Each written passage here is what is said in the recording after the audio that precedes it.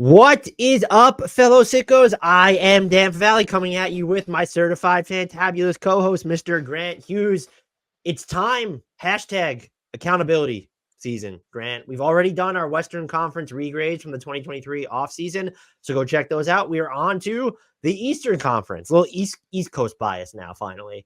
As a reminder, before we throw it to the most important question of all, our grading system. A C is considered average. We are grading teams relative to the resources and the options that we believe were at their disposal. If you're watching on YouTube, I'll have the graph of I'll have the meats and potatoes of what we based our grades off of. If there's ever anything that did not factor into our grades, I will point it out.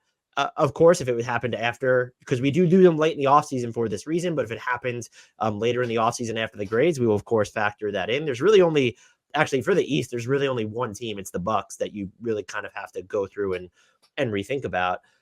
I believe that's it, though. But I just want to emphasize that, especially because we're going to be doing our offseason grades for 2024 very soon. C is not a bad grade. We get so much shit whenever we give out C's, and we're grading it as a C is average. With that, Mr. Grant Hughes, how the heck are you doing?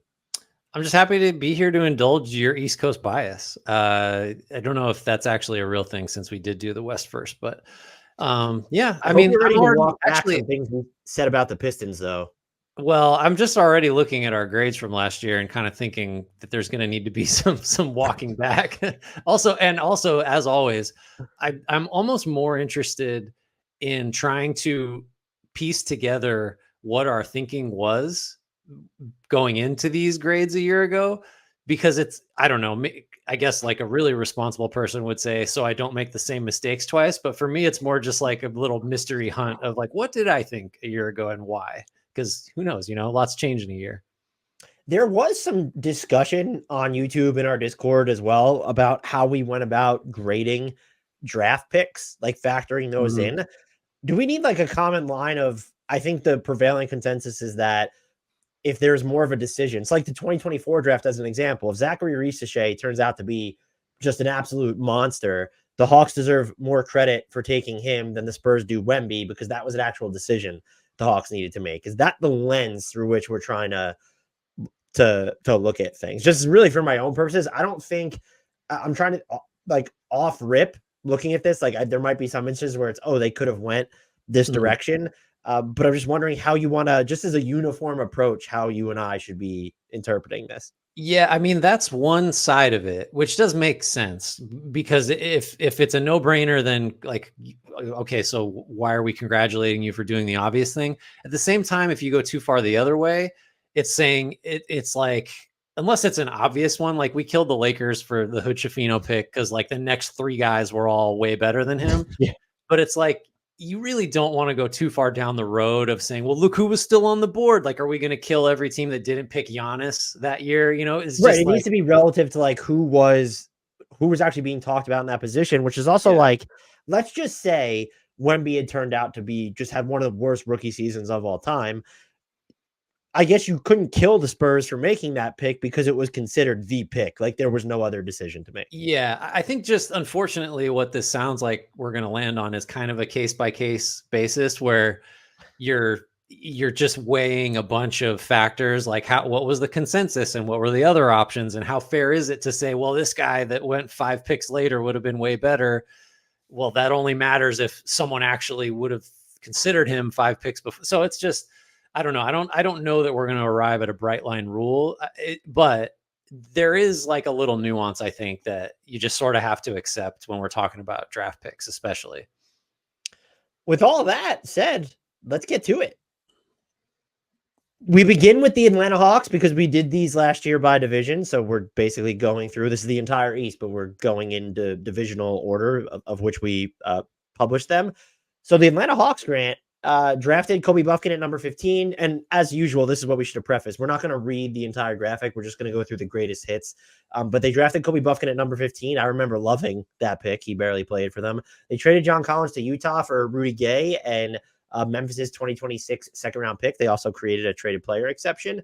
And after that, like they brought back Wesley Matthews, and then they signed DeJounte Murray, a deal you and I loved at the time and still love in a vacuum. 4 years, $117 million extension player option on the final season.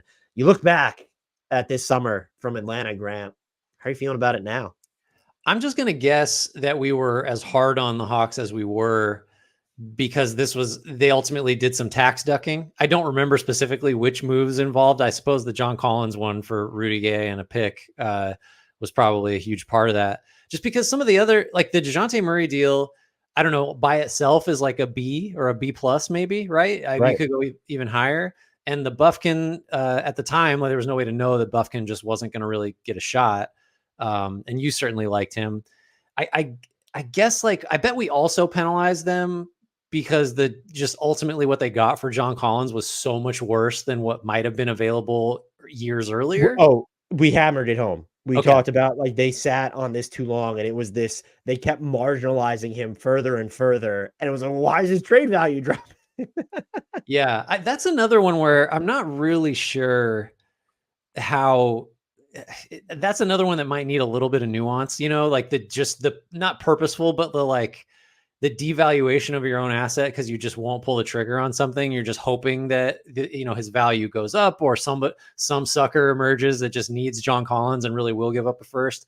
I guess in the end, just getting what they got for Collins weighed against what his peak value might have been, or not peak, but what they could have got realistically at some point earlier. Probably does need to hurt the grade. So we both gave him D pluses. I guess, I don't know. I mean, the fact that they moved Murray to get a little bit of that pick equity back. I don't know. I'm trying to justify moving that grade up a little bit. No, get out of here. Come on. It's hard to get there. I think the one thing I'm willing to overlook is I still believe in just Kobe Buffkin as someone who is okay if he can finish the basket, hit his threes. That is a thin strand to cling to. Well, my whole thing is because you look at who was drafted after him, and it's literally Jaime Jaquez, Brandon Pajemski, those are all guys that could have helped them. I mean, Cam Whitmore, of course. So I'm not going to hammer them for that pick. The demerit here for me is, I guess you could say the DeJounte Murray extension looks better. But knowing what it turned into for them, it looks better for the Pelicans than it does for Atlanta, just because they weren't able to capitalize more on that. The John Collins trade to me looks worse because it's tax ducking. And then, Grant, what did they use that traded player exception? Who'd they use that on?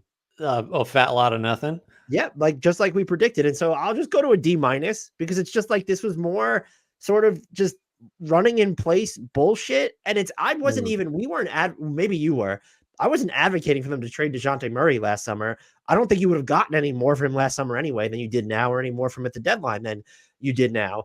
This offseason, it doesn't look much worse, but it's the theory of it, it's even harder to understand, in part because, Kobe Buffkin hasn't had an opportunity yet. Maybe he gets that with DeJounte Murray gone now. But the bigger thing for me is just, you kind of sold it as it wasn't a financial reality situation. It's oh no, that's what fueled the John Collins trade. You sat on him for too long, and look at how just the rest of this stuff panned out. Even the Patty Mills trade. So I'm going to a D- just because I was disappointed in them in the moment, and one of the things I was clinging to was beyond Kobe Buffkin was well, maybe they do some other stuff, and it's just they didn't with this quote unquote newfound flexibility. Yeah, I guess I'm struggling with the D plus is a pretty bad grade, and this was a pretty bad offseason. I'm not sure how much worse it looks today. I'll go D then. Yeah, well, I know I'm just thinking out loud. I guess in the interest of being consistent, I can't move this up because the Hawks kind of just keep doing all the stuff that we hate so much, which is just you're unambitious. You care more about ducking the tax than building the best possible team. All this stuff. They wait too long to make certain moves. They don't, I guess I'll just move to a D. It seems a little worse because Buffkin, I think maybe, Buffkin didn't do anything to suggest that was the correct pick at 15. He's got time, obviously, but just it looks a little worse than it did at the time. So, him going right in front of Keontae George again. Keontae George wouldn't have had the same opportunity in Atlanta. They did not. Do we bump them up to maybe an A because they did not take Jalen Hood-Schifino? Yeah, we should just grade every team on how close they came to taking Schifino. Let's go. Let's just drop down to a D there for me. The next team after Atlanta will be the Charlotte Hornets. Mm-hmm. They did some stuff, Grant. Yeah, so I mean, big overhaul. Michael Jordan sold his share of the team. I don't know how we're gonna necessarily grade that, but probably a good thing, bottom line, based on how poorly his tenure went. Brandon Miller at number 2, looking better and better. Nick Smith at 27. I'm trying to see anything else of consequence. Oh, Miles Bridges signed the qualifying offer, ultimately re-signed this past offseason. LaMelo Ball got the max, 5 for 205. No player options, could get up to the 35%, but he's not going to get that. 30. Oh, that's a typo. 30%. I apologize. Signed. I was laughing at signed Frank Ntilikina, which is in all caps on the Google Doc. And PJ Washington back for 3 for 48, which he ended up helping a team, but not necessarily the Hornets. So Dan, this is another team we really kind of raked over the coals grade wise. How are you feeling at a year's remove this time? I think I feel better about it. I don't know if we destroyed them, but we hedged. I shouldn't say I don't know. I heard us. We hedged on Brandon Miller, but we were just like, it should have been Scoot.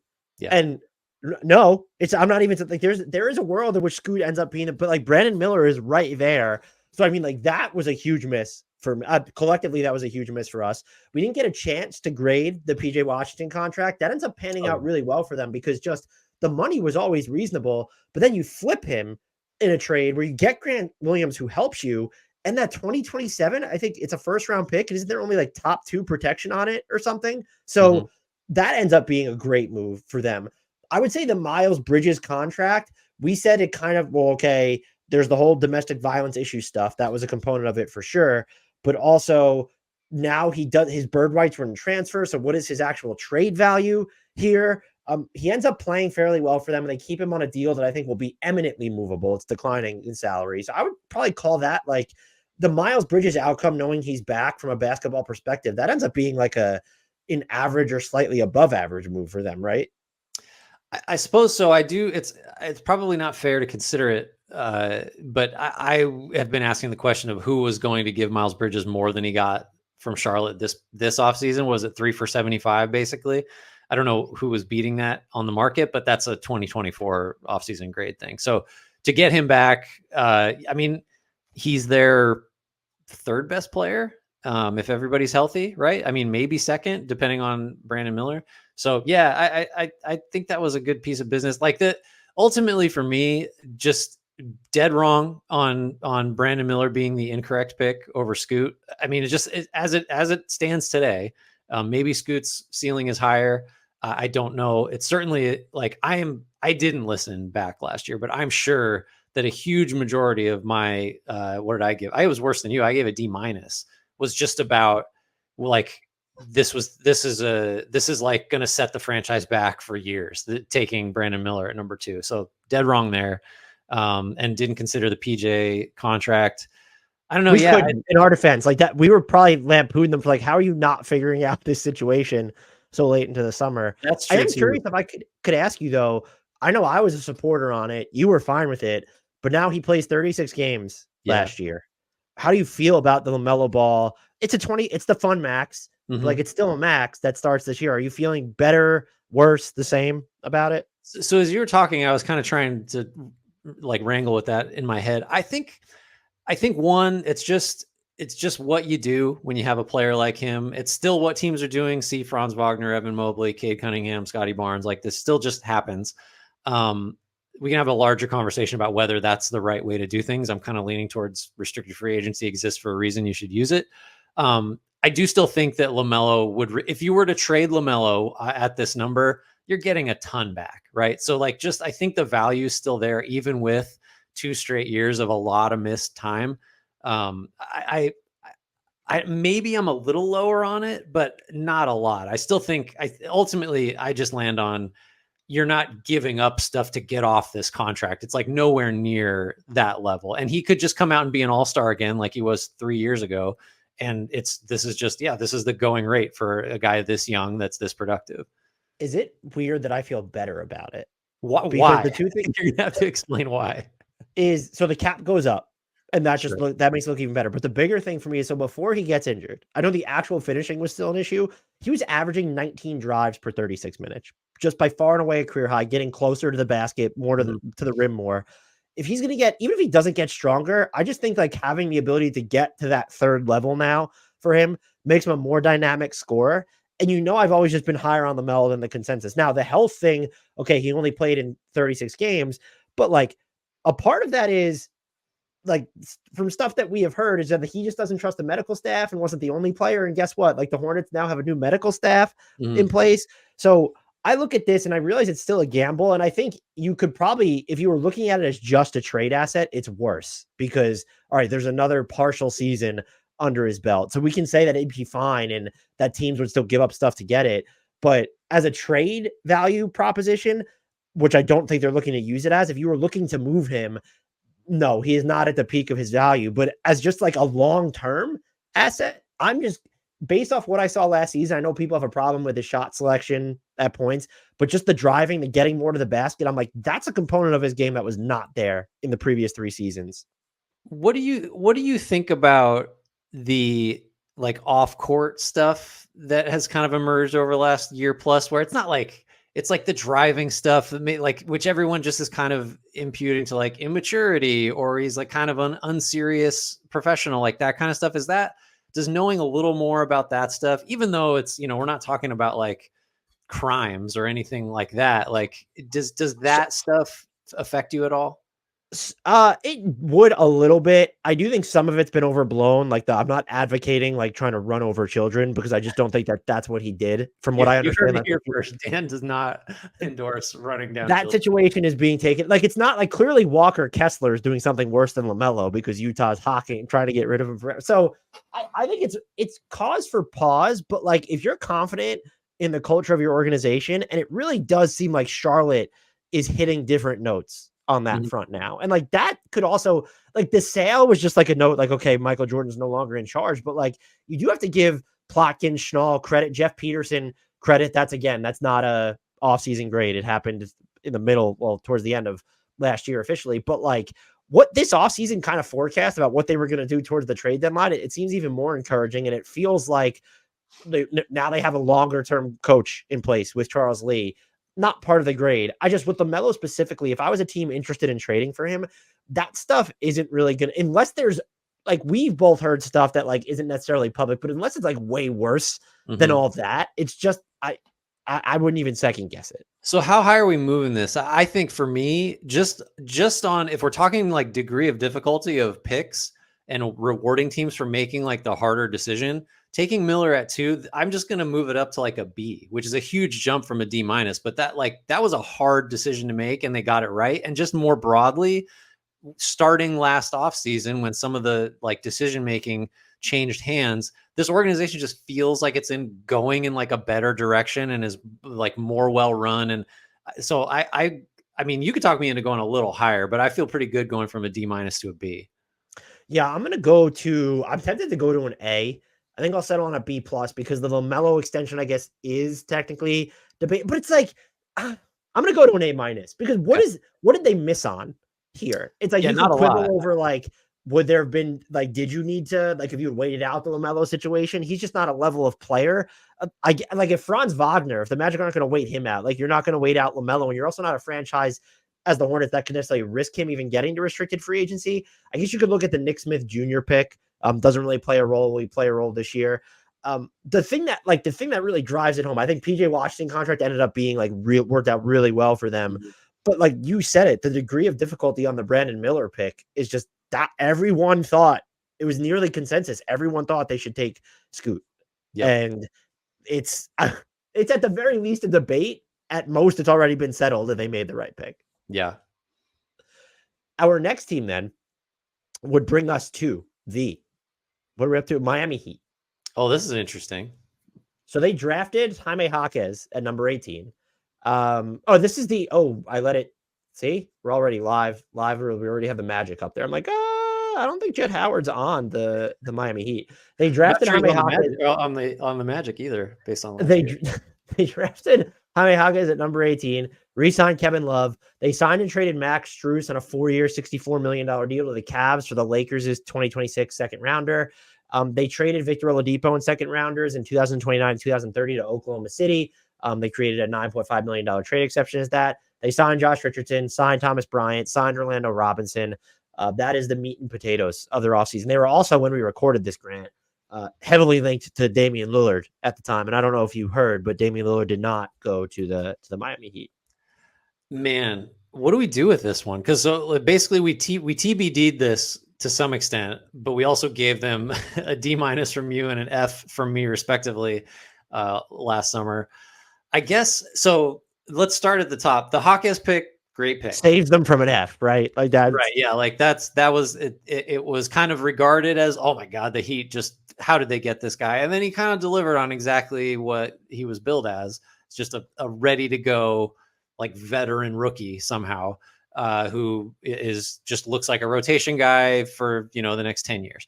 And maybe more, I don't know. But man, like it's hard to get, I guess maybe the question is like, was it fair to just kill them for the Blazers choosing not to trade them Damian Lillard? Like that, you know what I mean? Like there's a weird disconnect there, but the Heat did do a lot of other stuff, letting talent go that seemed like it was in anticipation of this move that didn't ultimately happen. So they're kind of responsible, or not kind of, they are responsible for putting themselves in that position. I guess maybe, I don't know, maybe I'm just not feeling as harsh right now. I mean, is it still an F? Can it be that bad? Is that where we are? It can't be an F when they got Hawkes, right? You wouldn't think, but it's just weighed against the Damian Lillard trade that wasn't. I guess maybe it just can't be a flat failing grade, because they did really well on an important part of team building, and they drafted a guy, 2/3 of the way through the first round who was, one of their 5 best players last year, probably. And so they ended up, did they end up paying the tax this past year? Because they were under it when we were recording. I think I'm looking at saying they ended up, which I can't even understand why they would do that. It looks like they were into the tax by like $800,000 this year. That can't be right. That seems wrong. So letting the Max Strus thing, we, even with the benefit of like, oh, look what Duncan Robinson became like during that kind of NBA Finals run, and then there's some more pullback on Duncan Robinson as he banged up at points last year. Like that was just terrible asset management to me with the Max Strus trade. That's just not enough to. And like Josh Richardson was fine, Orlando Robinson okay, fine.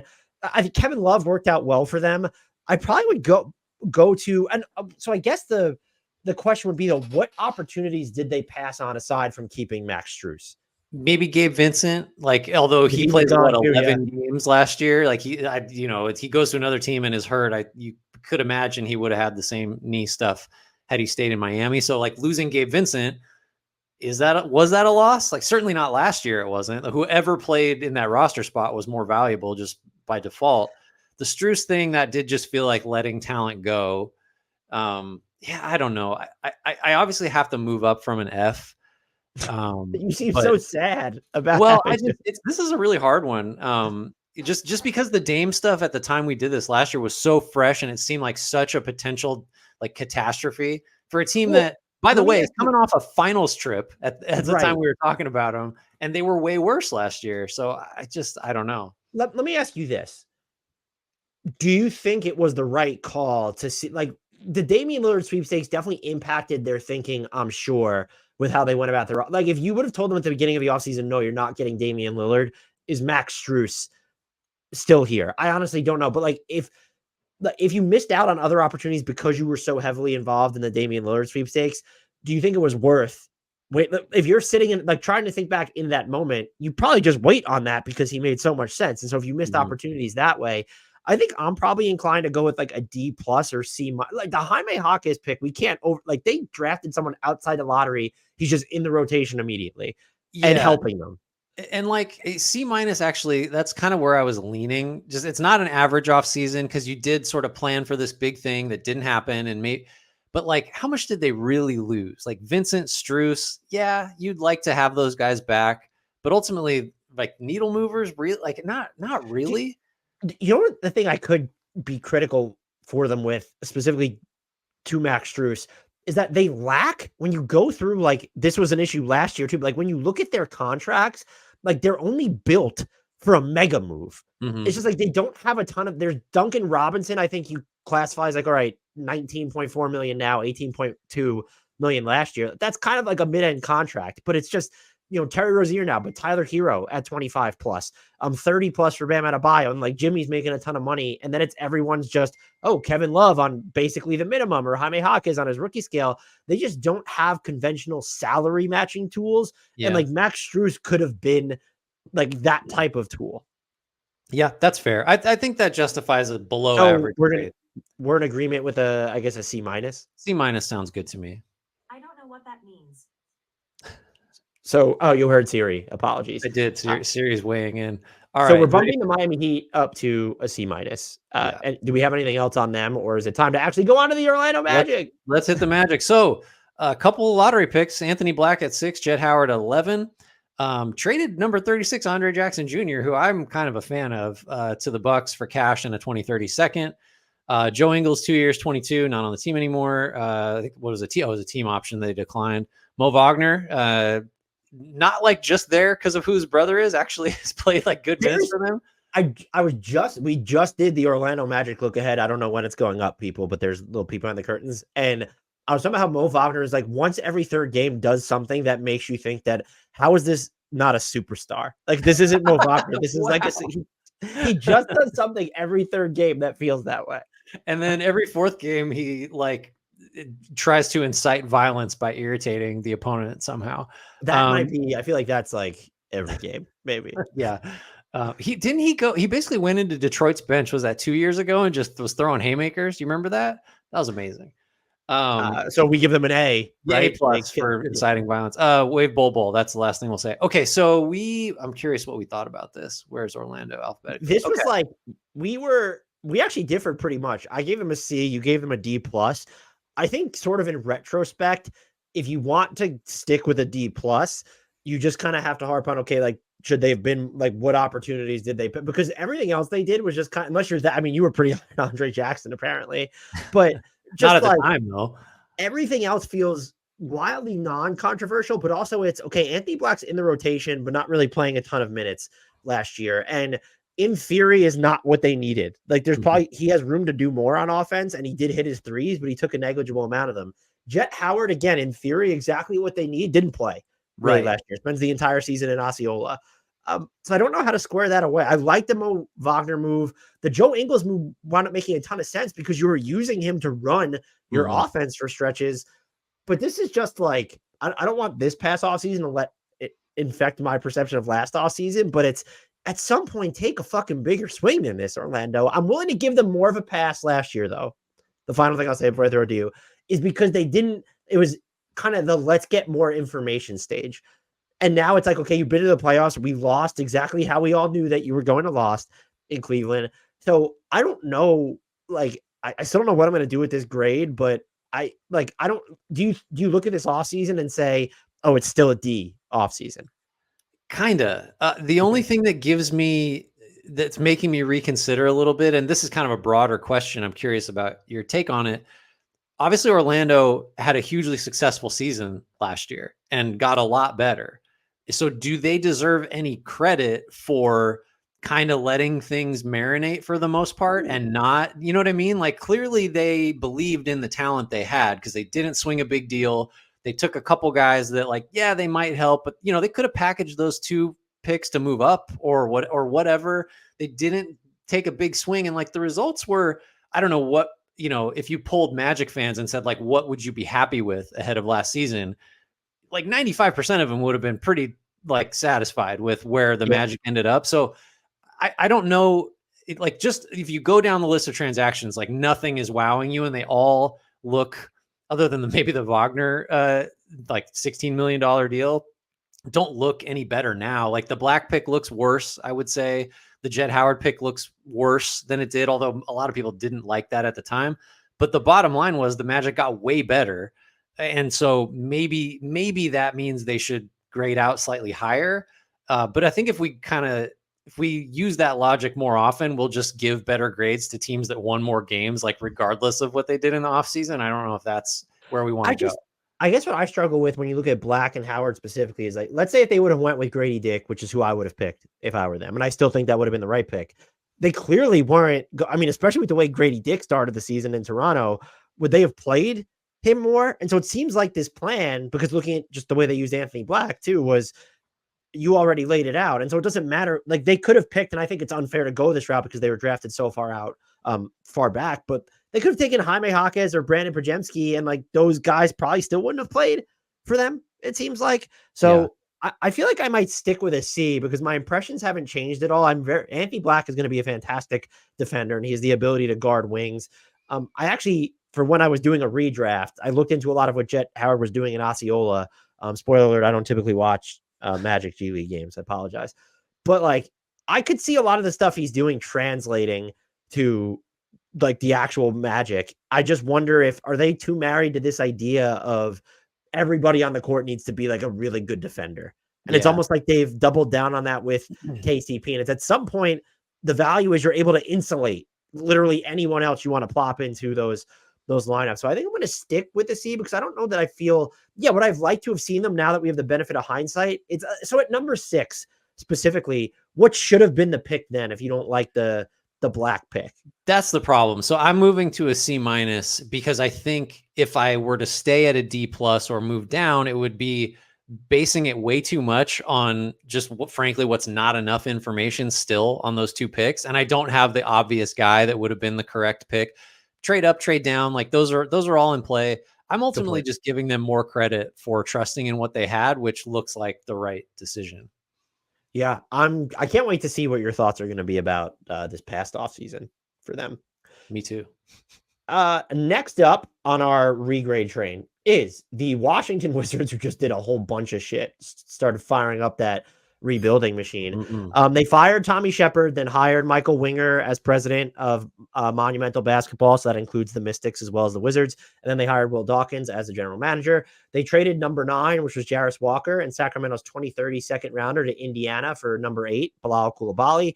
They traded Bradley Beal, Jordan Goodwin, and Isaiah Todd to the Suns for Chris Paul, Landry Shamet, 4 first-round swaps, 4 seconds, and cash. They then traded Chris Paul to the Dubs for Jordan Poole, a 2027 second, and then a top 20 protected 2030 first-round pick. That does not spill over. Like that thing is because of when it was traded. Like it just, if it doesn't convey, it turns into a second, I believe. They traded number 57, Trace Jackson Davis, to the Dubs for cash. Cash considerations for Trace Jackson Davis. I'm interested to see how Grant feels about that. They traded Kristaps to the Celtics. It was a multi-team deal. It landed the Wizards Danilo Gallinari, Mike Muscala, number 35, Julian Phillips, and Tyus Jones. They also created a $12.4 million trade exception at the time. They then traded Julian Phillips to the Bulls for seconds in 2026 and 2027 in what was one of the more inexplicable moves by Chicago. They signed Jared Butler and Eugene Omoyuri to a 2-way deals. They signed Kyle Kuzma to a 4-year, $90 million contract with no player options, and it declines in salary. And they also acquired Monte Morris from Detroit for basically a 2027 second rounder. Oh, they traded Monte Morris to Detroit, for a 2027 second rounder. Grant, I think the word is elated that the Wizards entered a rebuild finally. What felt like a long overdue rebuild. I gave them a B+, you gave them a B-. How do you feel about what they did looking back? So I gave them an A-. I think broad strokes still, we would agree. They ripped the Band-Aid off. They traded Beal. They're reorienting. They're not chasing the middle, all that stuff. I think that still means their grade's going to be high. There were just like hits and misses on the way, right? They got what they could for Beal, which was just like to get anything for him because that, the no trade clause, the durability, like just moving off of that was, if they did nothing else, great. Like that was the move that had to happen for Washington to like eventually become like a functional franchise again. So that's the biggest, like that's on the marquee. Taking back Jordan Poole, which looks like a terrible contract now for like not a whole lot. That pick I think is it's like the fakest of fake first round picks.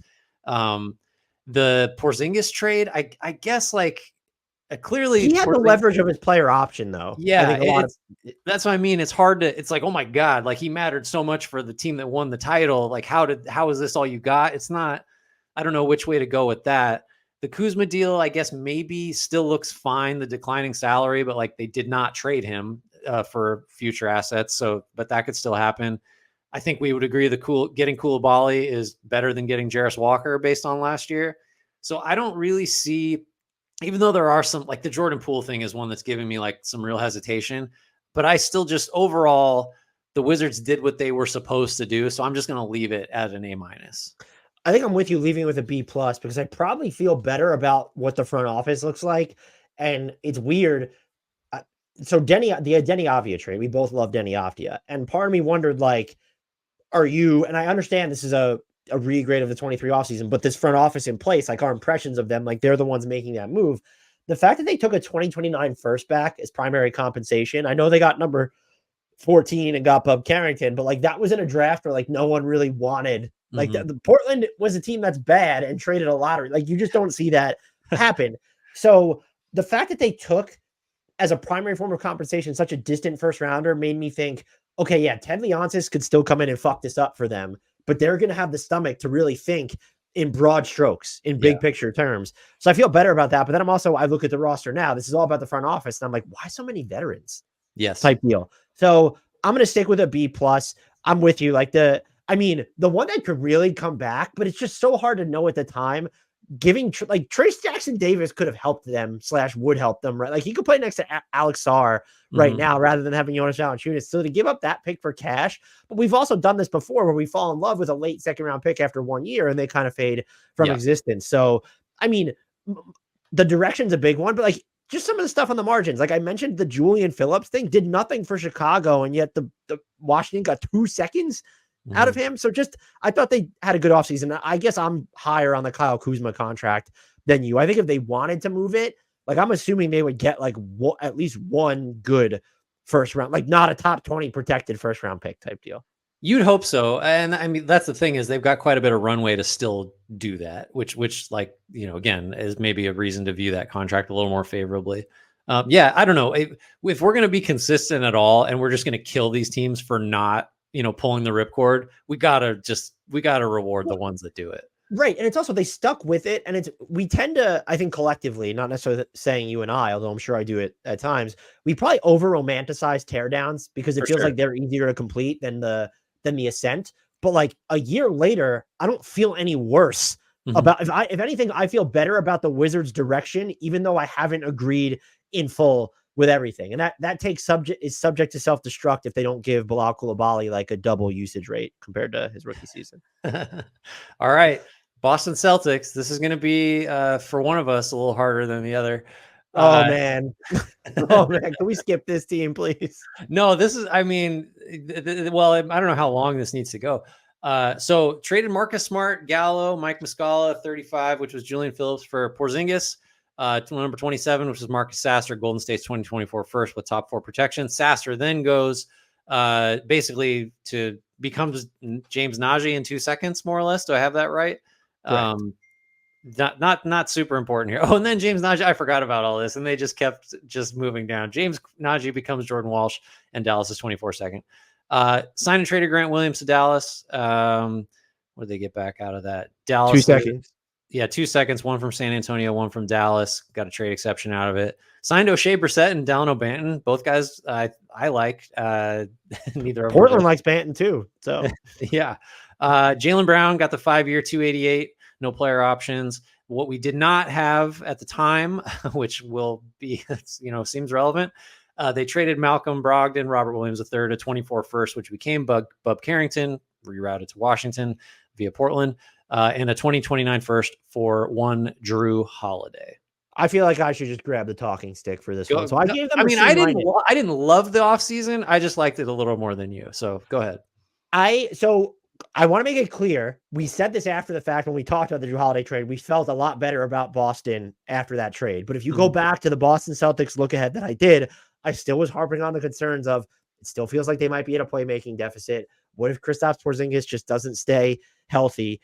And it just like, it's an A. And it was just what is the argument? What did they do wrong this offseason? I guess it has to be an A+. They won the title, and 2 of the guys that they acquired last offseason. And in hindsight, the Kristaps Porzingis trade, even knowing that he's about to miss a bunch of time to start this coming season, it's a home run because the opportunity cost was so low.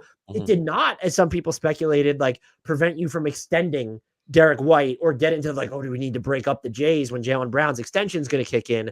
That stuff hasn't happened. What, like, when you look at this offseason, what is there to feel like if you're really high on Marcus Sasser? Okay, sure. But like, he's not a backup point guard. He's more of kind of an off guard who can shoot. And so I missed on this. I think you could still argue that they clearly have like, okay, there's some playmaking concerns, but like they're also just having a bunch of above average playmakers for their position rather than a true floor general. Like, oh, hey, it fucking works because you have 4 guys in your starting lineup that can do it, maybe 3.5, depending on how you view Jaylen Brown, but like between Tatum and White and Drew Holiday. So we have to bump this up to an A+. I don't know what there is to just dislike. We were concerned about, getting rid of Grant Williams makes sense when you have this injury-prone Kristaps Porzingis and Al Horford's like 90. No, it didn't. So shout out to the Boston Celtics.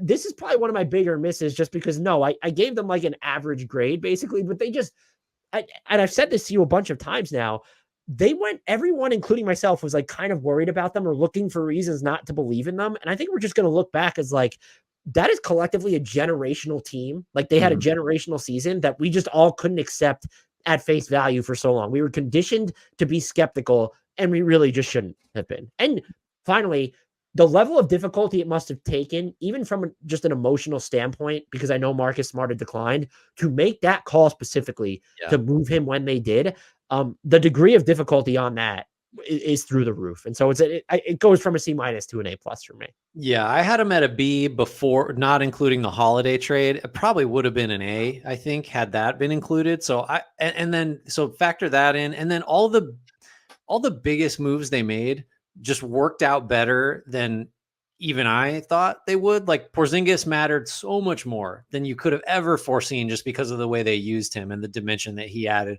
And then Holiday was so perfect. And Jaylen Brown, it's like, oh, is he worth it? Well, he's Finals MVP now. So I guess it turns out that was a worthwhile expense. So it's just an A+. I mean, everything Boston did exceeded, what you would have expected just at like a base level. And like some of the stuff, like you said, was bold, like trading Marcus Smart, even though, a lot of Boston people would say like he wasn't the same guy and he kind of didn't let the Jays kind of like take the locker room over. He was kind of a good, little give and take in terms of his like off court presence. I think like he was still, you couldn't really talk about Marcus Smart without saying the words heart and soul, like at some point. And they moved him and got back another injury prone guy in Porzingis. I'm just trying to make like the devil's advocate case for why there were questions, but all of them were answered just to a ridiculously positive degree. And by the way, the other thing is, and we could have just framed it this way, they traded 3 of the top 6 members of their rotation, which you just don't see like a team at that level do. And then finally, we haven't really mentioned it, the Jaylen Brown extension was like, that was debated to no end, and then he just goes and wins Finals MVP. So what a joke by me. That's all. Just shout out to me for just missing. I'm sure I got one of those in here somewhere. It didn't include the Drew Holiday trade. I feel like I probably would have only bumped them up to like a B. I don't even know if I would have been at a B+ at that time, if we're being brutally honest. Our next team up is the Brooklyn Nets. They drafted Noah Clowney at number 21. They drafted Dariq Whitehead at number 22. See, I did it again. Grant, I told you this was going to happen, that I was going to get not stay on top of stopping the slides. They drafted Jalen Wilson at number 51, signed him to a 2-way. Actually really liked that move in hindsight. Signed Cam Johnson to a 4-year, $94.5 million contract, no player options. $90 million of that is guaranteed. They traded Joe Harris, 2 second-round picks, basically, to Detroit. That's not basically, that's what they did, created the TPE. They traded Patty Mills and Milwaukee's 2028 second-rounder to Houston for their own 2024 second-round pick back. They signed Dennis Smith Jr., they signed Lonnie Walker IV. They signed Darius Baisley. That is the crux of their offseason, Grant. And we looked at it and we're just kind of like, meh. Yeah. I gave him a C. You gave him a C+. How are you feeling about it now? I'm thinking I gave them the meh plus because I like Dennis Smith Jr. and Lonnie Walker on minimums. And like, I think the lesson from Phoenix is you can't really let minimum signings, no matter how good of a value that you think they are, weigh into these things. I don't know. Maybe that'll get proven wrong this offseason and I'll have to reevaluate. The Cam Johnson deal, would you say the Cam Johnson contract looks better or worse today than it did a year ago? I think it looks Similar, fine, right? so maybe the same. I Yeah. feel like people are just they still seem to be dinging him because he wasn't super young when he was drafted. Because Cam Johnson does everything that Cam Johnson is supposed to do as kind of a shooter, can do a little bit of stuff on the ball, and he's not going to submarine your defense. So I don't understand and that's just like the going rate for those guys now. Sure. I mean, if you're viewing it through the lens of like, oh, Gary Trent Jr. got the minimum this year, it's like, okay, the market's going to fall out from under some guys. Do you feel worse about it? Is that why you were asking? No, it's kind of the same. I was kind of looking for help there. I would say I'll leave him at a C+, and it's not because of the minimums anymore. It's because I actually think I like Noah Clowney a lot more today than I did a year ago. So it's above average. I mean, nothing super consequential there. I actually also think that they might have found a rotation player in Jalen Wilson. And so I'll go C+ as well. I think the only thing you could potentially, not the only thing, but one of the things you could harp on is, well, if they knew that last season was going to play out the way it did, like, why not tear it down sooner? I'm just assuming the current tear down doesn't even happen unless that Houston trade is available to them. Right. Probably not. They had no incentive to tank last year. They don't have the picks. So honestly, they might deserve credit for not trying to double down. They did some financial maneuvering. So if you're lamenting the absence of those seconds, but they might deserve, I don't know how you square that away, but like, do they deserve any credit for not like resisting the temptation to go out and get just anyone to increase their immediate chances? Yeah, maybe, because you could imagine teams doing that where it's like, well, what's the point in just packing it in? We might as well try. And they didn't do that. And then like we can't credit them obviously for getting the 25 and 26 first back, because that obviously happened like a few weeks ago. Yeah, I don't know. It still feels like above average. Getting into the B range for that offseason would feel excessive to me.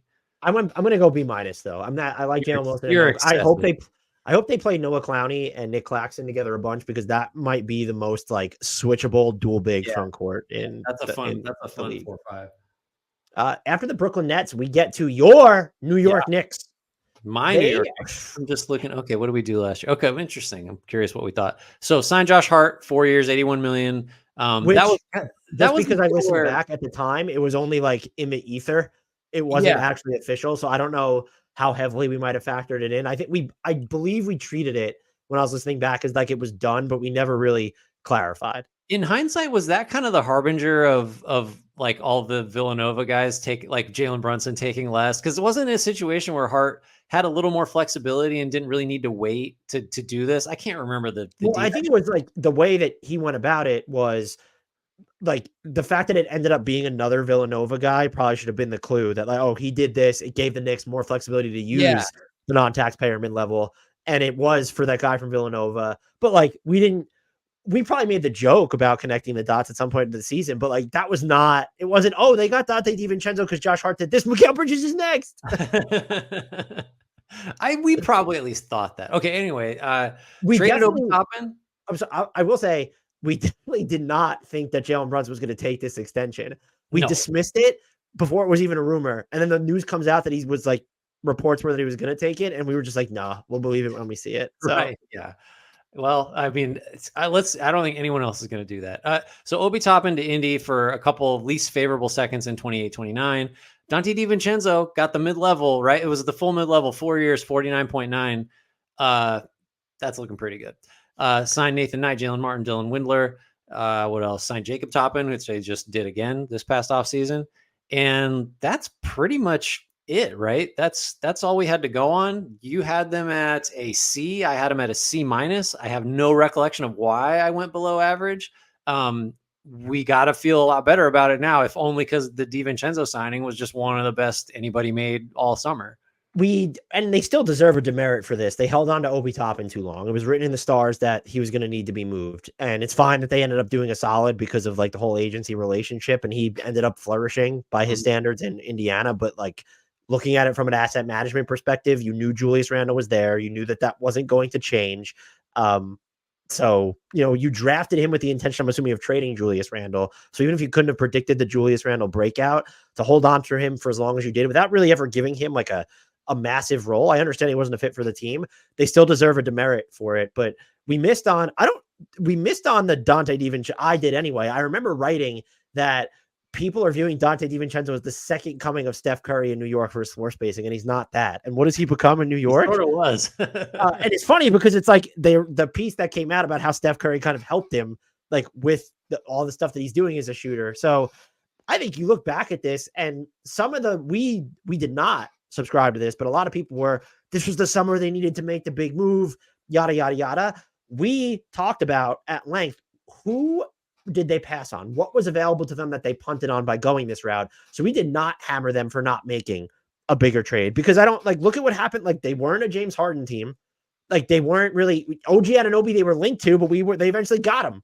So just like, well, that's the other thing. Like, that's a great point, because if the criticism was you didn't take a big swing, well, they kept the powder dry and they end up with OG Anunoby and Mikal Bridges down the line. And so it's just part of that was Emmanuel quickly not getting an extension made him right. easier to trade. And so that probably needs to bump up their grade quite a bit. I mean, I think Josh Hart, that's probably, I love Josh Hart, but like that extension's probably like an average move, right? Maybe slightly above water. Just like he's still afraid to shoot. Yeah, he was so valuable for them, and like in a way that I don't know if you could swap in another guy with similar skills making the same money and get like what they got from him last year. He was such a defining figure. I don't know how you weigh any of that, like dollars wise, but feels like that's about right. But considering the intangibles, like, okay, I think that's still a positive deal for the Knicks. I don't know if that would be true if he were on another team. That's just, I don't know how you weigh that, but this is like, just, I think the more I think about it, what you said about not making the move that allowed you to wait and make a much better set of moves down the line, in addition to DiVincenzo, this has got to go way up, at least for me, which I had a C-. This is like minimum B+ for me, maybe even A-. I was going to go after talking through. That's what I was going to go with A- after talking through the Emmanuel Quickly stuff. And also, I don't think, I mean, just look at what the percentage of the salary cap that Dante DiVincenzo is going to. And by the way, Jalen Brunson goes on to accept a pay cut that basically amounts to one Dante DiVincenzo per year for the next 3 years. And so it's just like, that's going to, I mean, with 3 years left on it, that has to be one of the best contracts in the league, right? Of like non-rookie scale division. Yeah, it's really good. I'll go A- just because I guess if you're gonna knock them, it's like you said, the Toppin thing, out of sight, out of mind. Like they, I just also, who was going to give them a lot more for Obi Toppin? I think they still could have gotten more at some point. So. But I don't think they passed on like a lot of like a top 10 protected first. That wasn't going to be out there for Obi By the Toppin. way, it's an A+ offseason for Obi Toppin because he got to the one team that was willing to pay him this contract that he just got. So actually back-to-back A+ off seasons for Obi Toppin. Gets to the team and then gets the money from the team in the following offseason. Good job by him. We are on to the Philadelphia 76ers. They did some stuff, Grant. Yeah. They fired Doc Rivers, hired Nick Nurse. They signed Mo Bamba. They signed Patrick Beverley. They did re-sign Montrezl Harrell, who tore his ACL. He was then waived. They matched an offer sheet on Paul Reed for 3 years, $25.5 million. The second 2 years only became guaranteed if Philly won the opening round of the 2024 playoffs. They did not. And yeah, that's so the James Harden trade, he was traded in season. So at this time he had opted in. The trade demand was there. We ended up talking about that, obviously, and we gave them an F/TBD on it. So we penciled in an F, but we called it a TBD because we needed to see how the James Harden trade played out. In retrospect, Grant, how did this offseason pan out for the Sixers? I have no idea what to do with this because I almost want to give them another TBD since they just rebuilt the whole team in the wake of the Harden trade that freed up money. I mean, like, I guess. Well, we can't do anything with the Harden trade, right? This is the hardest thing to talk about because we've talked offline about this. Like, what is this an off-season thing? Do you penalize them for not trading him in the off-season? So we penalize, or before we went with a TBD, but like part of the grade was you're doing nothing to like improve Joel Embiid's prime, and now you're sitting on this whole James Harden situation. We also had to grade, okay, there was clearly some level of miscommunication. I don't know if they lied to him, but like, where did the communication break down? But I think what we have to factor in is the decision to wait. Don't grade the James Harden trade package, but they decided to wait it out. Is their offseason and their current position better off because they did that? I think the answer is yes, because while they didn't get Terrence Mann, you got off PJ Tucker. He went to a team that was able to send you back basically all expiring money. And so it's set up this offseason. And so I do think they're kind of intertwined. You don't like, I understand what you're saying in terms of factoring it in. You could ask, well, should they have just made that move sooner so you didn't have the distraction? Sure. But by also holding out as long as they did, like they checked most of the boxes that they have distant Clippers first round equity now. And then they set the stage for the offseason that we just witnessed, which was a masterclass in salary cap management and talent acquisition. And by the way, they wound up sending James Harden to the team and then poached that team's like, because part of it was, why would you trade James Harden to the Clippers if you want Paul George? You're circling him as part of your cap space when you just made that team better. And it's, well, did you kind of lay the groundwork for making sure that Paul George left? That's 3D chess there. Did they sign? Was Kelly Oubre a minimum signing last year? Is that not on here, or did I imagine that? Oh yeah. So no, you're not imagining that. So they got Kelly Oubre Jr. at the minimum. I apologize for not including that. That's I mean, and again, another like road not taken thing, like maybe they do deserve credit for not signing anybody to long-term money, which set them up this summer to just redo the whole team, basically, including getting Paul George. I don't know. I mean, it's obviously not an F because they did emerge from the Harden situation looking probably better than, I don't know, I imagine, because they just did find that Clippers team that wanted him and nobody else seemed to.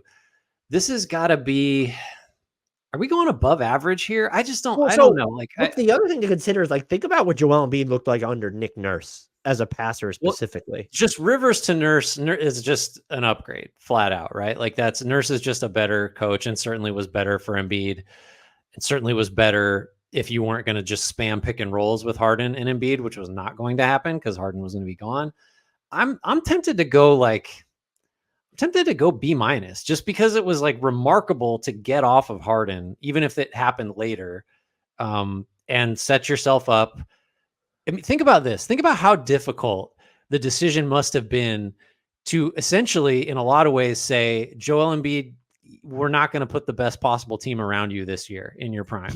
You're just going to have to trust us. We will do that in a year. And we haven't seen the 24-25 Sixers, but they kind of pulled it off. So maybe we're getting like too far into the weeds, but like that doesn't happen if you don't get buy-in. And so it just feels like a B minus. I'm going to go B minus here.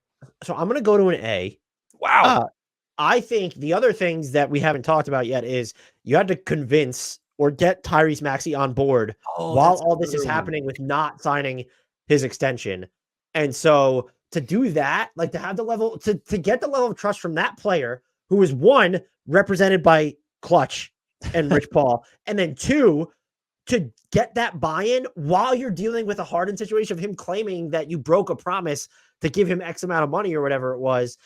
To me, that's not, it's tough because of the domino effect without doing all those things, the waiting, the not signing Tyrese Maxey, the convincing him to be on board, you set the stage for what this team became. And by the way, the other thing, our logic behind it when we were talking about it, and you just mentioned it too, is that you were kind of punting, like that tough conversation with Joel Embiid. But like, even if Joel Embiid was on board, you could have viewed it as, well, you just kind of wasted, like you made it a gap year when he doesn't have gap years to give.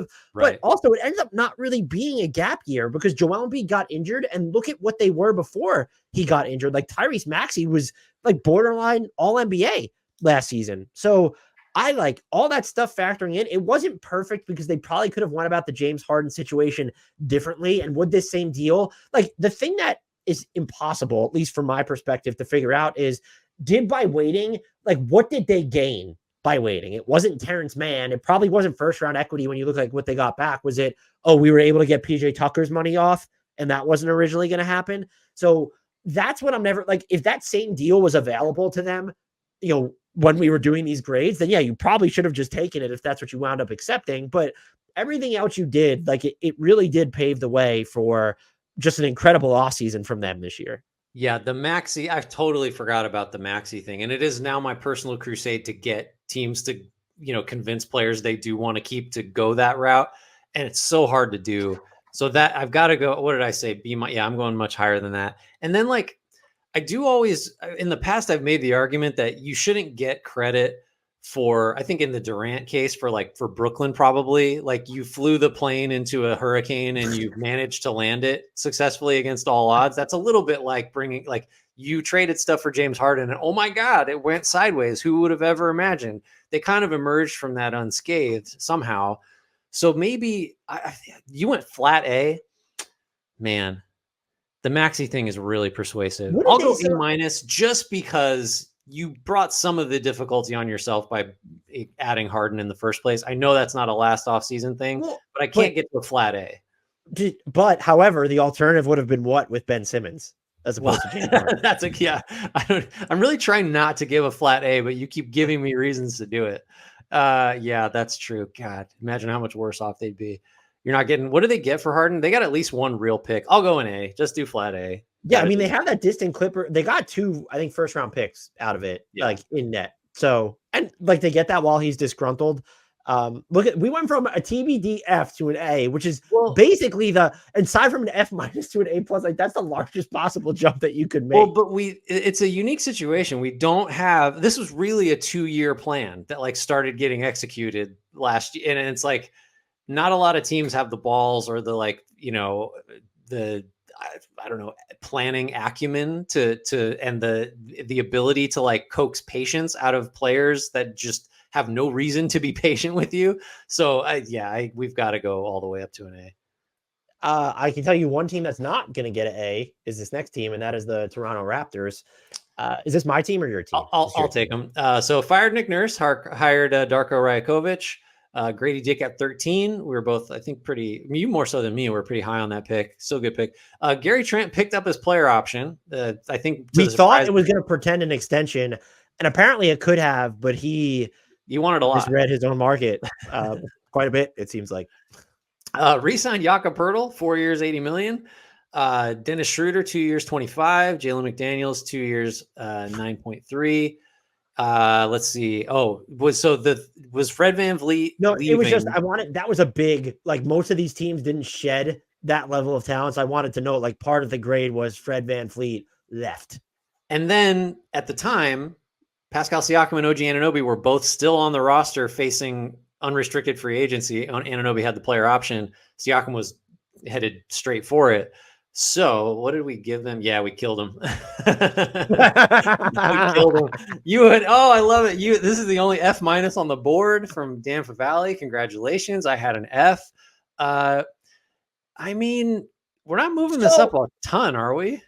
What's the argument for moving it up? Because if you want to push back, I should, because I liked it the pick, but I still gave him an F minus.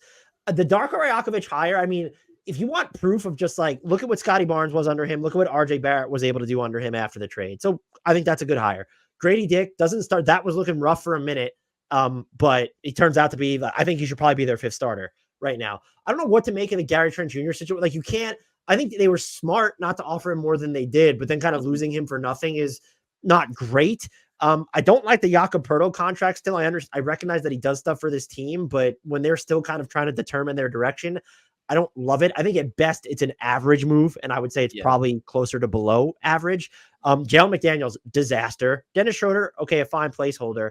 The big things for me, you could have traded Fred VanVleet, and this was or you could have paid him because it was a 2-year max, effectively.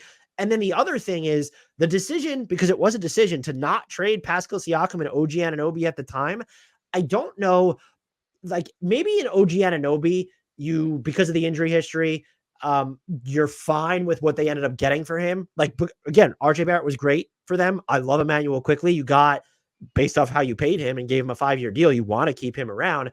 It does seem like they might have gotten hosed on the Pascal Siakam front. And I think at least some of that was, I know a lot of people make concerns about, well, he's kind of older than you think, and how's his game going to age? What happened by not moving him at the time is, do you remember how he began the season as basically like an accessory on the offensive end, and it looked disastrous? And so you have a guy in an expiring contract, stock kind of going through the floor. You have just rumors about weirdness between him and the organization. Then you even have Masai Ujiri kind of coming out after the fact and saying he regretted how it was handled.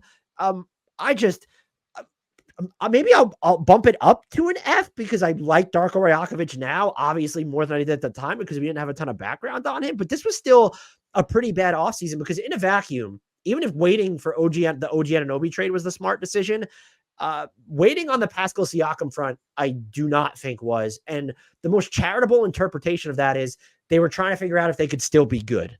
Right. I think just at a base level, you can't really make the argument that they would have gotten less for Siakam or Anunoby had they traded them in the offseason. You would have had more options. You could have done better.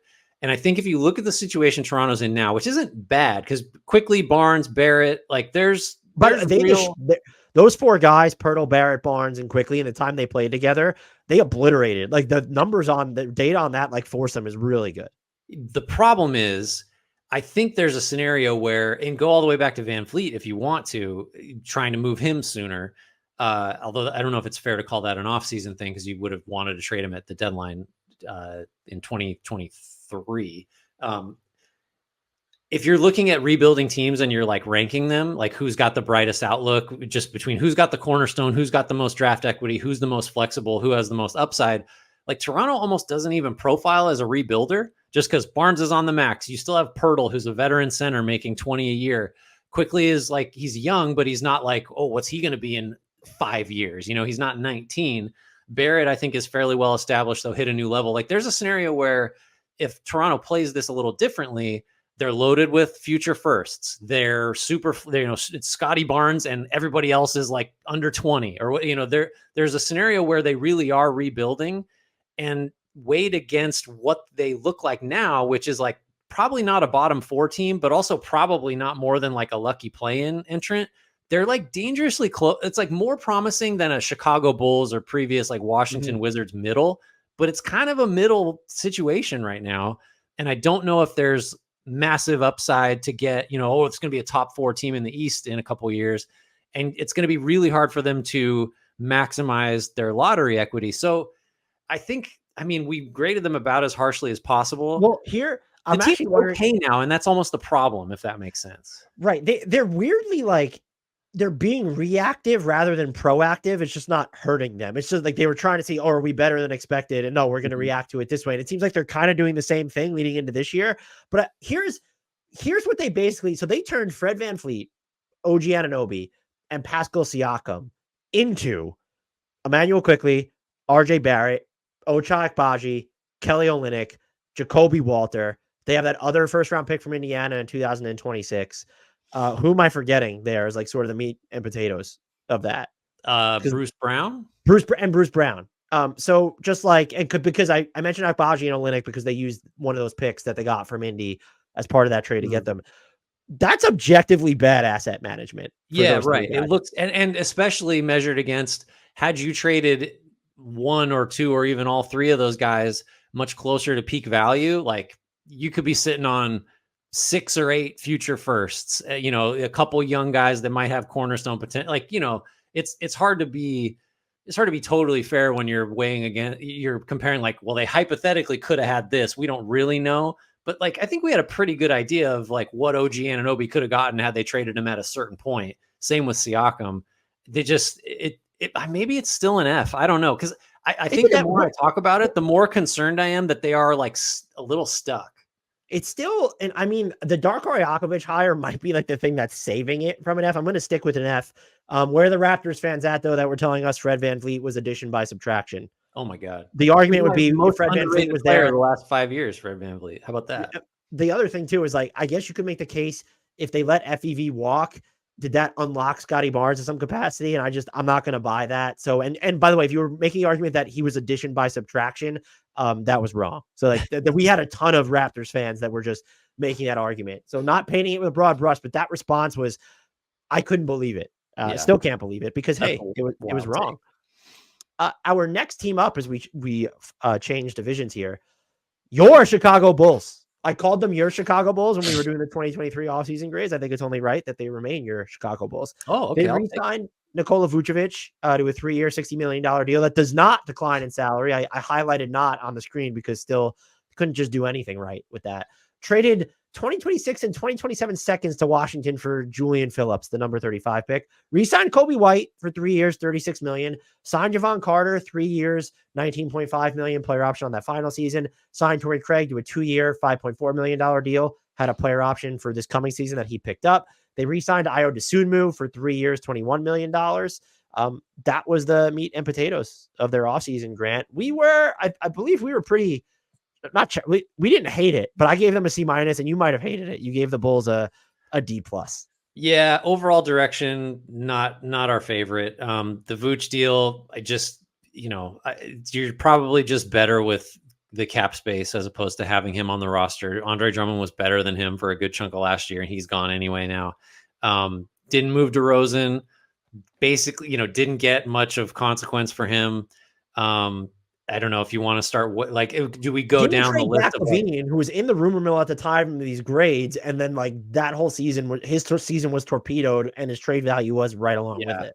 Odds are you're probably not giving up a first rounder to trade Zach LaVine last offseason, so that looks worse. Somewhat ironically, though, they did sign two of the best deals in the NBA right now. That's what I'm getting to. Like Kobe White and Dosunmu those are phenomenal value signings. If you really want to just shit on everything, you say, well, those are going to be way too low to extend off of. So these guys are going to hit unrestricted free agency at some point anyway. So good job signing value, guys. You're going to lose them. I'm not saying that. This is that's the same level of the Knicks with Isaiah Hartenstein. I was like, well, why wouldn't they just given him a 3-year deal? Because they didn't know he was going to turn into like a borderline all defense guy for them. It is a weird. It doesn't that seem like a problem a little bit, like in the way the CBA. No, there's a problem with the way this league is covered. No, I guess from the player's perspective, it's like you shouldn't signing a below market, something that turns out to be a below market deal should not hurt you. I don't know. It seems to hurt the team if you make one of these really good decisions. So those two things, the Dosunmu and the White deals, are obvious, unabashed, unquestioned positives. It's still the overall direction sucks. And it doesn't make sense. And I don't like it. So I'm going to just stay at a D+ because I don't feel any better about the Bulls today than I did a year ago. Do you feel I'm going to stick with a C- because I don't feel any worse. And I still think even though Javon Carter didn't play well, I don't have a problem with that decision. It's the Bulls' view of themselves is so bad that it then taints everything else that they're doing, because all of this, with the exception of White and Dosunmu, it's wrong because it shouldn't jibe with the direction. I might bump them down to a D just because I still don't understand the Julian Phillips move. I'm not going to lie, but what it comes down to is because none of these moves are actively damaging, even the ones that you don't like. It's just even the Vooch deal. It's just all right. There's only 2 years left. It'll be an expiring contract a year from now, but they just continue to be so disconnected from reality. And I don't feel worse about their direction. I guess you might feel a little bit better because it seems like with DeRozan gone, with Caruso gone, they're prioritizing the long term, but they also did that. You ended up by not moving either of those guys last summer. You know how many first round picks they got for them, Grant? Zero. Let me count. Oh, right. Yeah, none. They got Josh Giddey, who, let's say he ends up working out. Congratulations. And what are you going to give him, max money? Imagine giving up Alex Caruso for the right to give Josh Giddey 9 figures or let him ride it out to restricted free. He hasn't played a minute for you yet. And that's what you acquired at this moment, is you either to let it leak out into restricted free agency or to just give him a 9-figure extension right now. This organization is awful. They get an F for just existentially. I feel like they need to get an F. But I think a C- is just just because the contracts in a vacuum are all fine except the Vooch one. The moves are all fine. I would argue the Dosunmu, and I'm wondering if I'm being too hard, because White and Dosunmu, in theory, if you're willing to pay them beyond this contract, those are two that can fit a rebuilding iteration and beyond of the Bulls. I'm still just going to stick with a C- because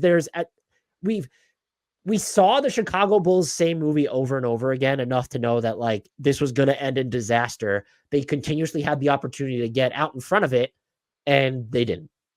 I just think the ripple effects are still so profound, because just re-signing Vucevic is crazy, but they do seem to have they were trying to trade Zach LaVine, right, by all accounts, and it's just somewhere in there are the right instincts, I guess, of okay, we clearly just can't have this player at this contract on the roster anymore.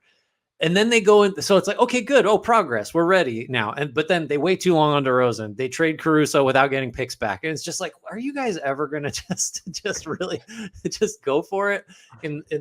So, okay, let's move on. I'm like just getting frustrated. This team, I don't think this team is going to make you as upset. The Cleveland Cavaliers. Yeah. All right. Let's see. Is this me? I'll take it. So signed George Niang, 3 years, 25.5. The big move was getting Max Strus on the sign and trade from the Heat, 4 years for 64. Drafted Amani Bates, signed Isaiah Mobley, Craig Porter Jr., Karis LeVert back, 2 years, 32 million. Ty Jerome, 2 for 5. That's pretty much it. We were high on this. I think maybe you listened back. It had to have been a lot about didn't have a ton of options and really made the most of them and got a guy in Strus who theoretically was going to fill that, that 3 spot, not ideal, but the best they sort of could have done based on what was out there. Right. That seems like what we would have said. Yeah, it is what we said. We liked we were torn on the George Niang deal, which I would argue looks worse now, especially because now that you've kind of found out different things about your front court, but both the Mobley and Craig Porter Jr. deals, like Craig Porter Jr. specifically was mission critical, might be a little bit strong. Like during some of their more injury prone periods, that dude was getting minutes and he was steering the offense and he was making shots. He was playing ferocious defense. I gave them a B+ at the time. I think I'm inclined to stay the same just because I feel worse about the Niang deal.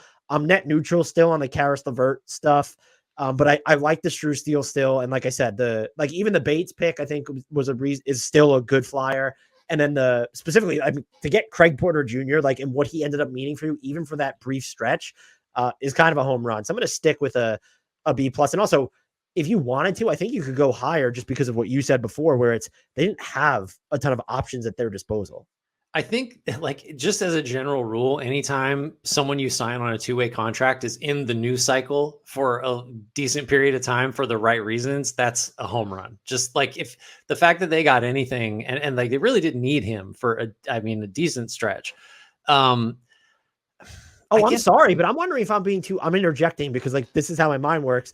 I just not destroyed. I got to stop speaking in hyperbole about myself. I just criticized the Heat because they don't have enough of these like sub-middle salaries to move. And like George Niang is that, where it's a team's like, whoa, that deal is awful. We won't take that on. So maybe I'll bump them to an A- just because, again, the lack of resources to end up really just reorienting your rotation this much and having some looking at Karis LeVert and then looking at George Niang's salary filler if you want to make a midseason move. So I'll go A-, which is weird because they did not have a good season relative to expectations, but I think that was more about, honestly, I just think it was more about injuries, Darius Garland getting hit in the face than anything else. That's the thing. I'm struggling with a couple of issues. I started a little higher with an A-. I don't think I can't get to a flat A, but one, just all the injuries up and down the roster make it really hard. Like maybe this team would have won like 58 games or something if the whole gang had been healthy for the whole year and had time to gel and Darius Garland was himself. I guess like with Strus, I still think that's just the best you were going to do with the flexibility you had. I still am left feeling like they need somebody at that position that's just better, maybe bigger, maybe a better defender, rangier. So you're criticizing them for not figuring out how to trade for OG Anunoby. Yeah, right. Can we criticize all 29 teams for that? Yeah, no. I think I'll just stay at an A- because I do think, like, if the Cavs underwhelmed last year, which by the way, they won a playoff series, which they didn't the year before. I think if I'm remembering that right. Yeah, they lost to your New York Knicks. I'm just assigning every team to you. That's a lot of teams. I think. I can't really get away from the logic defending the Strus signing, and he was fine. Like it wasn't like, oh my God, what are we going to do with this guy? He was the dead wrong pick. It's not that. So yeah, maybe I'll stick with the B+. Learning a lot. Yeah, I think B+ A- area relative to the resources that we're at. I'm going to stick with the go up to an A-. So A- is across the board for both of us. We will not be giving out an A- this time around as we get to the Detroit Pistons. Ugh. Woo, buddy. Is this my team or your team? Yours. Take them. I don't want them. Well, I can't take them because I let the thing go too long, but here we go. They drafted Asar Thompson at number 5. They were part of the James Najee trickle effect branch, where they traded number 31 and seconds in 2025 and 2026 for number 27 Marcus Sasser. They took on Joe Harris plus the Mavs 2027 second and the Bucks 2029 second. So that was to eat the Joe Harris money. They traded a most favorable 2027 second to the Wizards for Monte Morris. They signed Isaiah Stewart as the other big thing to a 4-year, $60 million extension. It's a flat rate, and then the final year is a team option. So only 3 guaranteed seasons on that. They also hired Monty Williams, and they gave him the bag, 6 years, $1 trillion. He did not want to take the job, but Tom Gores basically, I guess, begged him, but threw so much money at him. Yes, you do. He had to take him. And Grant, do you know what we said about that at the time? Would you like to know what we said? I bet we were really like, hey, way to go get the guy, right? Do what it takes. We were basically like, we were so high on them to be like, wow, this is like a commitment to like getting, but they knew that this doesn't affect the cap. So just go out there, identify your guy and get him. I don't even want to say these grades out loud. We both gave A's. And you know what happened after we gave them? Lazarus Jackson of Detroit Bad Boys had messaged me saying, I was shocked that you and Grant were as high on the Pistons offseason as you were. A year later, so am I. Why did we do this? Like, I can't believe there's 2 flat A's on the so on the we imagine if I'm trying to test how well you remember, and we really gave them an F. So we loved the Osar Thompson pick. We still loved do. what they still do. Right. And we loved what they did with Monty Williams, but like that's and we were just like, oh, they didn't do anything to short circuit their position. And so we were giving them credit for that. And we thought Monte Morris was going to come in, kind of open up the floor and make things easier on everybody else. But we could not have predicted that Jaden Ivey was going to get buried behind Killian Hayes under Monty Williams. We could not predict that just like, I don't know how to phrase this delicately, but they would just have very little control over what Jalen Duren wanted to do on the offensive end last year at some point. Like you look at some of the possessions that he had. I understand it was a function of the personnel or lack thereof around him, but my God, it really seems like the Monty Williams hire and then letting Troy Weaver be the one to I don't know how much of that was just Gores versus Gores and Weaver. And so it's like, if Weaver didn't really factor into that, then, but to not get rid of Weaver sooner when you were going to end up doing it anyway and be in a position where you had to not just turn over the front office, but allow them to get rid of a coach that you gave just $1 billion. I don't think, Marcus Sasser, if you were hoping for kind of a backup point guard type, that's not what he is, but I said this to Laz recently. I think I just became too enamored that he was someone who was hitting threes off the catch on a team that just didn't have anyone like that. I'm going to go out on a limb and say this is not an A offseason for them. I just don't know what to go down to because I still like the SR. Like if you were in the same spot again, knowing what you know, like there's no one even within that range that you profiles as a reasonable alternative. You could say, okay, Pods or Jaime Jaquez might have been better off rip, but like long term, I'm still taking. Like you might take Pods over them for sure, but like Asar Thompson still has it's not just having the top 5 mystique. Like we could look back and say, yeah, this is one of the 5 best players of the draft class. For sure. No, he's why this can't be an F.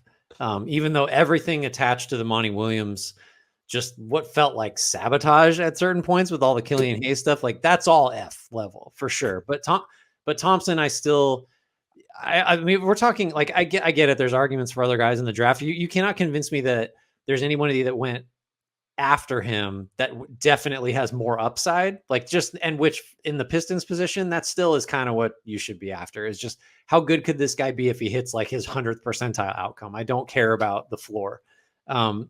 Even Joe Harris, like I'm sure, well, maybe you remember, I assume we liked that. And just we did. We thought he might couple seconds, he comes off anyway. That just was a miss, but I don't feel like that's hugely consequential. We just got to wear it. Like the Monty Williams thing, the only thing keeping this from an F is Thompson, and everything else, the Monty Williams thing in particular, like this is just a D offseason to me.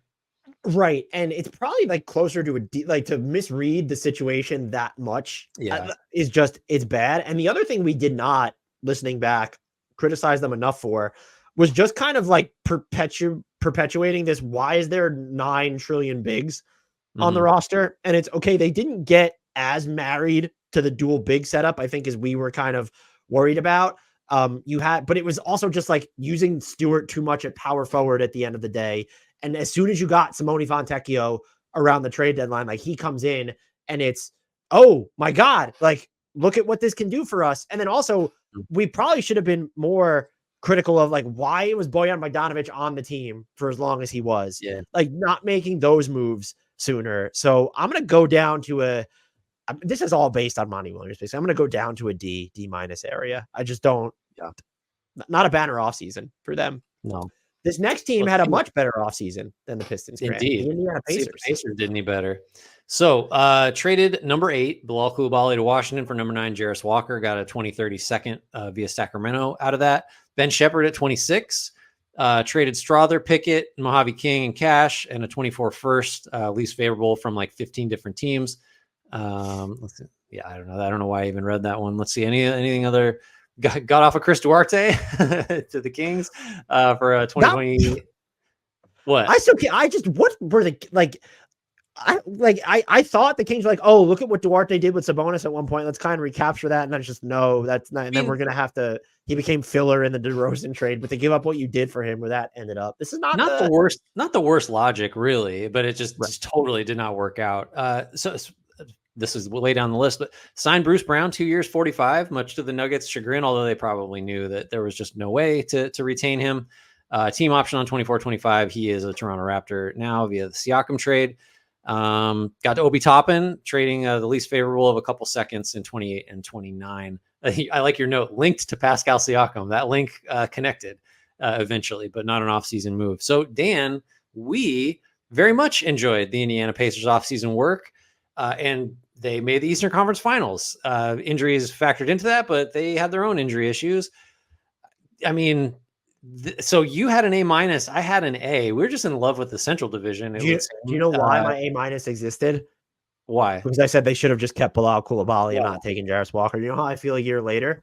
The exact same way. Yeah, I would say so. Okay, so we're up really high. That means we've got to look. If we're doing anything, we're reducing this grade. I'm not seeing, other than the Coulibaly move, I'm not seeing a ton of reasons here to be critical. There's actually more of a case to move it up because you end up using, look at what you do. So number 29, you turn that into a first, and you also sign Bruce Brown, 2 components that you used in the Pascal Siakam trade, which looks like a home run for you. Mm-hmm. And while we don't love the Obi Toppin contract, to get him for the value that you did, you probably even feel better about that. I'm sticking with an A- specifically because I think Jarris Walker is still very much TBD. But like, if I'm this team, and I think it was clear, or at least semi-clear in the moment, Bilal Coulibaly would have maybe made more sense. Or if you were really like trying to groom like kind of a combo, like a combo big as more of a perimeter defender, Taylor Hendricks would have made more sense there. I guess you could use, not that this is a cop-out, we're not going to say, oh, like Jaime Jaquez wasn't on the radar here, but you could say those are really the 2 players that I just named before. Those are the only 2 like real alternatives. And it's like, okay, well, one of those alternatives you actively traded. So I just like, right. I'll stick with an A-. I think it was mostly a brilliant offseason from them. And look, that's not to say, like, I think if Pacers fans are at the point where they kind of believe in Jarris Walker's offense more than his defense, which based off what we've seen is probably fair. I'm still a big believer in his defense. I just don't understand the theory of him on this team anymore. And I will say, we both mentioned this at the time, liking Ben Shepherd. I like him better now. Some of the things that we saw him do defensively than we did at the time. Yeah, I guess I'll just stay put. Well, you know what? Slight demerit, because I do like Coulibaly better than Jarris Walker at this point. So I'll go to an A-, which is still a fantastic grade. Yeah, great offseason by them. But we read great analysis by us to recognize it in real time, though, because that didn't happen with some of these teams. Our final team? Yeah. The Milwaukee Bucks. They fired Mike Budenholzer and hired Adrian Griffin. That was apparently Giannis Antetokounmpo's preferred choice. They drafted Chris Livingston at number 58 and signed him to 4 years and $7.6 million. The first 2 seasons are guaranteed. Traded a 2020-30 second and cash to Orlando for number 36, Andre Jackson Jr. They get an A++ from that for Grant. Re-signed Chris Middleton to a 3-year, $93 million deal. It escalates. It has a player option on the final season and $9.3 million in likely incentives. They re-signed Brook Lopez after a dalliance with Houston on a 2-year, $45 million deal that declines in year 2, which he's entering now. Signed Malik Beasley 1-year minimum. Re-signed Jay Crowder on a 1-year minimum. Re-signed Thanasis Antetokounmpo because how could you not? re-signed AJ Green to a 3-year, $6.3 million deal with non-guarantees in the final 2 seasons. This, though, Grant, was not a part of our grade. They traded Drew Holiday, a 2028 and 2030 first-round swaps, and a 2029 first-round pick for one Damian Lillard. And they were not considered, like they had been mentioned tangentially, but they were not considered a primary destination at the time. You gave them a B+. I gave them an A for their offseason. There's a lot of things to reconsider here. Well, yeah, the first is what do you do with the Dame trade? Because, you were really high on what they did. And I think that's, by the way, just, again, minimum signing caveat. Malik Beasley really mattered for them on a minimum. Like he defended better. Why didn't they put a team option on the back end of that, though, so that they could have kept him for next year? Should we demerit them for that? I'm going to just go with that's positive. The Middleton and Lopez deals, those guys are both, looking a little worse for wear.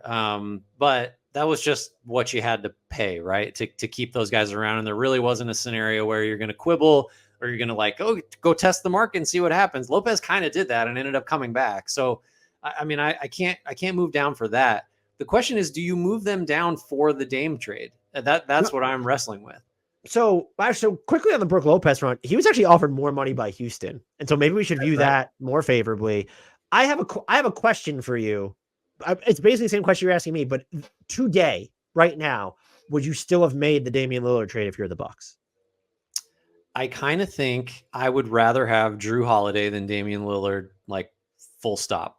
Maybe that's where I'm at. I disagree. I would still make it if the trade happens today. I think they probably couldn't have anticipated. Maybe they could have because of how late in the offseason it happened, but like Dame struggled off the court. We know this. You wouldn't have looked when you look at where he struggled on the court. It's like, oh, he wasn't hitting catch and shoot threes. Grant. Right. That's not going to happen forever. I still think the peak of this team is going to be higher with Damian Lillard than it could have been with Drew Holiday.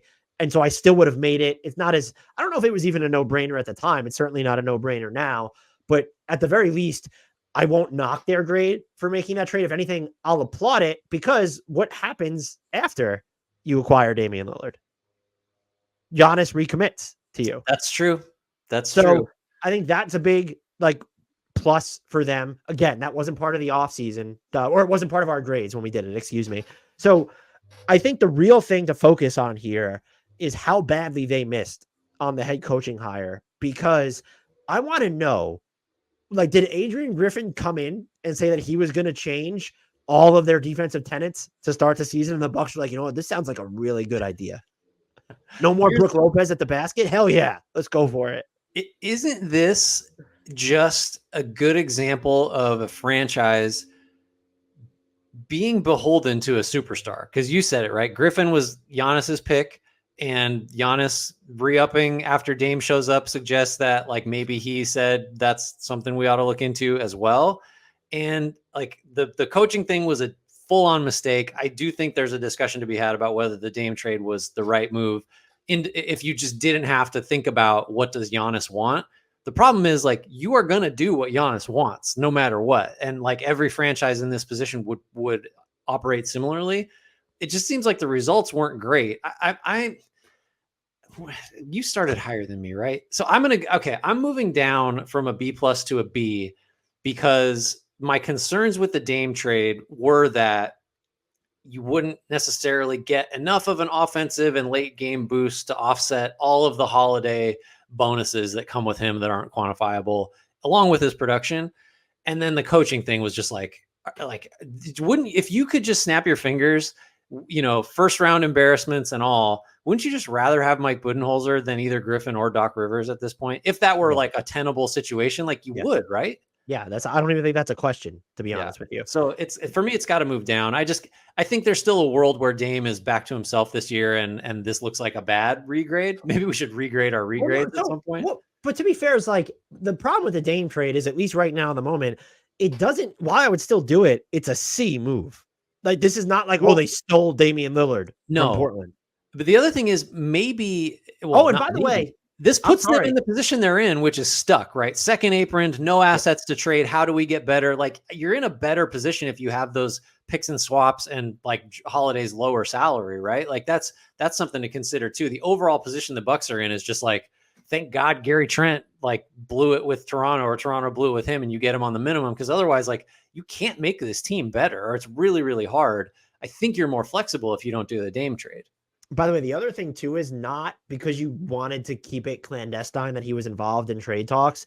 You couldn't control where Drew Holiday ended up, which was on the Celtics. And while the Bucks weren't healthy enough to really ever challenge them, I mean, to get rid of Drew Holiday for Damian Lillard, but to have Drew Holiday end up on what's just your biggest rival in the conference by virtue of them being the standard bearer for the East. I think I'm going down to like a C. Like the coach, that's a huge miss on the coaching hire. And when you look at the other moves, it's Chris Middleton now with the health stuff, just had surgery on both ankles. Again, I think the deal is fine. Did you win that negotiation as the team? No. Brook Lopez did, like, you paid him less than Houston was willing to. So it's like, you look at, okay, Jay Crowder does nothing for you. I think the hits, like, if you go back and look at this, the one thing that we can say, even though I would make the Damian Lillard trade again, the only hit was Malik Beasley, was it not? Like, you could just say that Brook Lopez and Chris Middleton were net neutral. So I'm going to go, like, you fucked up the coaching hire pretty bad. I'm going to, but the Giannis aspect of it too. This is where I'm stuck, because I'm with you in that, like, this feels like it needs to drop a lot, but I'm really viewing the angle of Giannis said to do some stuff, and you risk losing him if you don't do the stuff. And I don't know if there's a front office that's going to say, like, let's play chicken and see how this goes. Right. Like, I think they were kind of, in a lot of respects, like the bad decisions or the questionable ones, or even like the Dame one that's like, I don't know, maybe not. They didn't really have alternatives, because I just feels like with a year behind us, Giannis just kind of said, like, here's what's got to happen if you want me to re-sign, like, or if you want me to extend. And they just did those things. So it's like, I give them a little bit of grace for that, because they were just over a barrel to some extent. And I guess the other thing too is what opportunity, the coaching thing is the one, like, that's the anchor that is just dragging them down. Like, what other opportunities did they, like, how did you want them to do better? And if we're saying do better was not making the Damian Lillard trade, that gets into iffy territory. I'm going to go to a C. Like, that head coaching hire, that's a huge miss. They might deserve credit for moving on as soon as they did, but they still made the decision in the first place to do that. I'm only going to go down to, I'll go down to a B- just because of the Giannis thing. I just think they didn't really have a lot of say in some of this stuff. We did it, Grant. Yeah. How are you feeling after going through that regrades process? The East was a little more boo-boo laden on our part than the West, but I do think we have everything back in order now.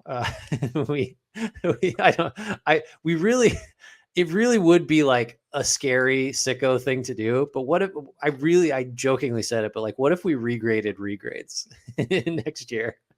So I'll keep this. I will keep the doc then. If we want to regrade the 2023 offseason and start that as a bit, like regrading the regrades, that might be if we end up having time on our hands. I'll save it for it. But but it's fair to look at, like, some of these moves are just like, well, this needs to play out over the long, like, a year isn't enough for most of these moves for us to just have these definitive conclusions on. Especially with draft picks involved. Like, nobody's going to know anything about these guys, with few exceptions, until they're like signing their extensions or whatever. It's just, it's still just a guessing game for a lot of it. The East took us longer than the West, which I'm surprised about, but we had to edit some of our thoughts. Like, there's a lot of walking back in this podcast. Yeah, that's all right. You got to admit when you're wrong. Are we good? Shall I take us out? Yes, please take us out. Thanks, everybody, for being with us on this journey towards accountability. Check back in next year when we regrade the 2023 offseason and then regrade our 24 regrades. It'll be a lot of fun and not at all confusing. If you haven't already, rate, review, subscribe, give us 5 stars, give us thumbs up, get involved in the YouTube conversation, comment on the videos and all the shorts Dan's posting.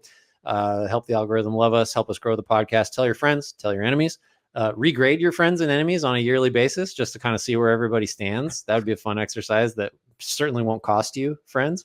I think that's going to do it. Join our Discord, check out our merch, links in the YouTube and podcast description. Shouts, Frank Ntilikina. Apologies, Jared Allen.